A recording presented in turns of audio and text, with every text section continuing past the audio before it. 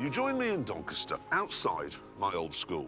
And I remember very clearly coming out of that door one afternoon in 1969, skipping along here, coming round this gatepost here, and I noticed that parked over there was a 1600 E, an E in amber gold, just like that one.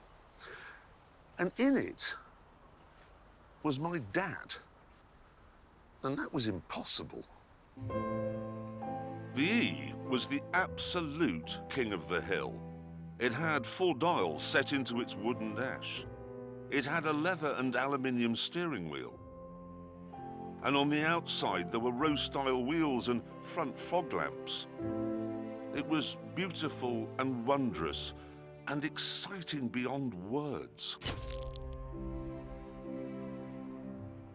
I can still remember now, vividly, how I felt. My knees actually buckled. I mean, the hairs on the back of my neck are rising now in exactly the same way as they did on that autumn day 50 years ago. I can also remember the enormity of the hug I gave my dad because I was just so proud of him. I mean, he had an E. An E stood for executive. My dad had a 1600E. I mean, that meant he was better than the Duke of Edinburgh. A few years later, in South Wales, another young boy called James May went through the exact same thing. I was at my mate Andrew Jones's house, just up the road from ours, when his dad came in and said that my dad had just arrived home and he had a new car. So I went outside, and there, parked next to the curb, was a brand new Cortina GXL. And I thought, well, that can't be my dad's new car. But it was. This was the all-new Mark III Cortina. And because it was the GXL model, it had chrome strips on the grille and a vinyl roof and 4 auxiliary dials that were angled towards the driver. It also had something called a rev counter, and I'd never seen one of those before. But when I looked at it, I suddenly became aware that my body could produce semen. Unfortunately, not all children in Britain were as fortunate as James and me, because some of them were born in Birmingham.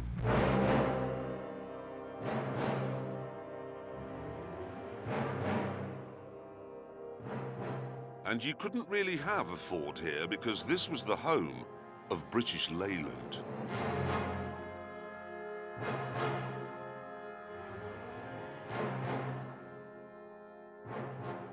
I grew up here on this street, and I remember the day my dad came home with our new car. I prayed it would be a Cortina, literally prayed, but it wasn't. What it was a shoulder-sagging bag of disappointment called the Austin Allegro Estate. It doesn't even have 4 doors. What was my father thinking? Why did he do that to us? I fell to my childish knees, threw my head back, and I howled at the sky. Birds across Birmingham took off. Deer in Stratford-upon-Avon looked up. Such was my horror. This was the summit. This was it. This is the best that we, the Hammonds, could do. We lived in suburbia. People drive past all the time. They see your car. They judge you if you have a wishing well or a gate. We had this on our drive where people could see it. Because my dad had the GXL, he got the brake servo and the alternator as standard. I'm sorry to keep banging on about this GXL thing, but my mate Lonnie, his dad only had an XL, so he was scum. I walked home from school. That wasn't because I wanted the exercise. That's because I would rather walk or hop or crawl 30 miles than be seen getting into that. It's cars like this. It's secrets, dark secrets like this, lurking in people's pasts that creates serial killers and psychopaths. It's a bloody miracle I'm not one. It's not being short that makes me an angry man, or being born in Birmingham. It's this, it's you. I could have been great. I could have had dignity, social standing. I could have mattered. But you came into my life.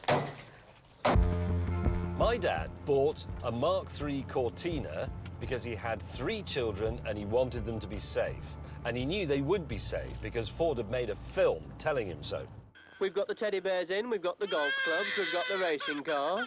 And if you don't happen to carry those things, but you have a bigger family, you can pack those in as well.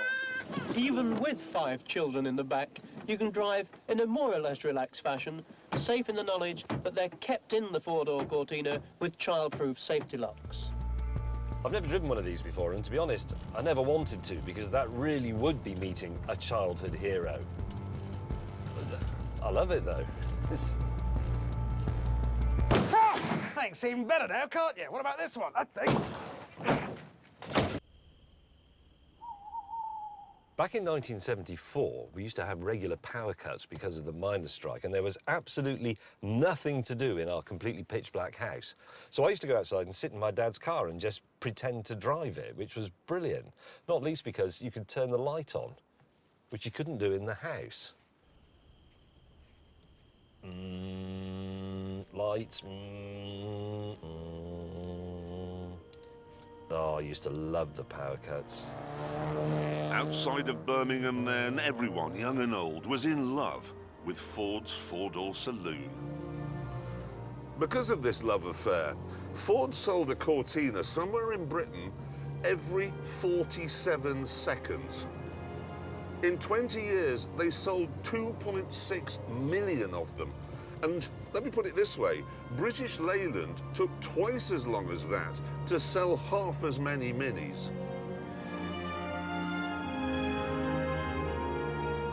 The Cortina then had become a part of the fabric of Britain. It was the nitrogen of our existence. But on the 22nd of July, 1982, Ford pulled the plug. And that was the end of that.